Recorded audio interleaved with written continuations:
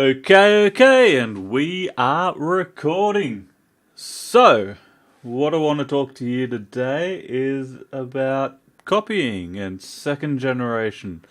So, what I'm going to do in this drawing is I'm going to be tracing construction lines because construction will help me flesh out the rest of the characters, get gestures and movement, and just overall help in. Look, it's min-max, so this will give me the greatest results with the minimum amount of effort because it helps you flesh out the characters so people can see what you're doing. You could quite easily make a construction of a comic book and then everyone would know what you're doing. Everyone would be able to see physically how the storyline comes along. You could just have different kind of facial markers. So one could be a cross, another could be a star, another could be just a smiley face. So in doing this, it allows me to embed in my head the constructions of humans and animals, which, because I've never done construction, is the thing that I'm looking for. So what I'm currently doing now is I am using images. So these are stock images. I'll put the links below in the YouTube comments. And what you'll see is what I'm trying to do here now is just embed in my head what the construction lines actually are like. So you can see with what I'm doing how I'm roughly doing it. In future episodes, I'll look at it and I'll then eventually, it'll take a while and I know how long it takes, but I will eventually be able to do figures like these and have the confidence to do them without having to trace over them. For now, it's perfect. Look, they use tracing paper and companies have been doing it all the time. So, look, some people can say it's cheating. For me, it's about being able to embed in my head what the actual construction lines look like, make sense of it, and then be able to imprint my own ideas. So one of the things that I've noticed is if we were to take one of my friends, they are an absolutely amazing artist. Like, hands down, if they ever actually did stuff, they would win awards. Or look very, very lifelike. Now, the issue with this artist is not their skill, it's their creativity. So, in looking at that, and it's not just this one artist, it's a couple of artists that I know. If you say, hey, can you do this? They're like, oh, have you got some examples? They can't just think of it off the top of their head, and that's something that I don't want to be able to do. So one of the things that I can do is I have a very good imagination, and I know I have a very good imagination, which is amazing because it means that I have a step up on a lot of those people. So how that pertains to companies is it's the fact that, well, look, if we were to look at movies, okay, you can say horror, you can say fantasy, you can say sci-fi, it doesn't matter, they've all got a million sequels. If you look at how it works, when something comes out for the very first time, you've got to do a lot of it. So you've got to do a lot of promotion, you've got to do a lot of publicity, you've got to get out there and effectively sell people what you're doing, and then make them go and see it. Now, if you were to look at how many movies were to get a sequel, and look, a sequel's a way that you can tell that a company really likes a movie because they see that, yes, there's money there, and yes, if we make a second one, theoretically people will go and see it.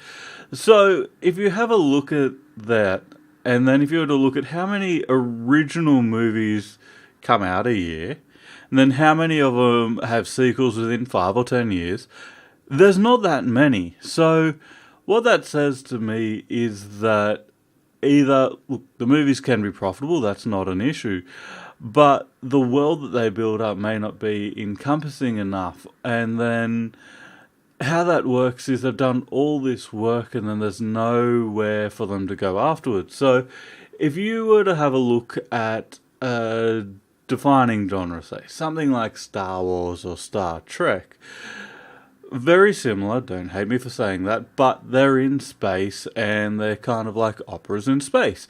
Now, they are similar and they get to piggyback off effectively copying each other. So those fans, yes, some only like Star Wars, yes, some only like Star Trek. I get that. But those fans can then combine and get the joint marketing power. So that way it allows them to piggyback off each other. And that is what cloning and tracing and just duplicating what other people have done out there. It's a very low minimal effort. So if I was to say to any of you out there, okay, go off and create a character who can fly. Open interpretation. You can do whatever you want. It just has to be a character that can fly. So if you were to try and come up with, and I said you only had half an hour. Okay, so you got a limited time frame. You only have half an hour. You have to make something that can fly.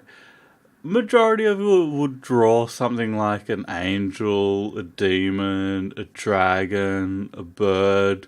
All forms of things which have commonly existed. We may see some hybrids which are close enough but different enough. But the amount of people who would actually, in half an hour, be able to come up with something totally unique that everyone would love would be next to none. The reason why is because coming up with something brand new, coming up with something interesting and that everyone wants to adopt, it's hard. Whereas coming up with something which everyone understands, if everyone was to post their drawings in the comments or and then people were to vote on them, it's easier to say, hey, that's a really good looking dragon. I like the look of that. The way that you've got that pose, that's amazing. Or, hey, that's a really good looking angel. I absolutely love that. Whereas if you were to have something brand new, it would be very hard for it to convey all the aspects of what it is. Is it good? Is it evil? Is it neutral? Is it human? Is it animal? Is it something totally different? So they would all have elements of that. And so business is no different. Business, you have a finite time to push out a product before your competitors get to it. So when you look at companies like, say, MySpace or Netscape, those first kind of either search engines or social media websites, what they were doing was good, and they reached all the early adopters. Don't get me wrong, a lot of people made money off Bing, and a lot of people made money off MySpace. However, if you look at the last, which would be your Facebooks, your Googles, they have capitalized on it. They are the ones which everyone goes to now.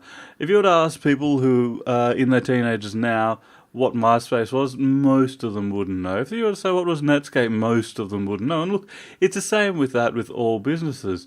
If you have a look around and if you look at all the recent franchises, some people don't want to watch the originals because all the work's been done, yes, but they go back to watch it and it's kind of thing where there's degradation of skills. So what was absolutely amazing and groundbreaking then, back when it was first released and is why everyone loved it, perfect example is Avatar, how it did 3D very well. Yes, you can say the film industry then milked the 3D movies, but what it did well, if you were to look at it now, yes, sure, it goes for a long time, ignore that.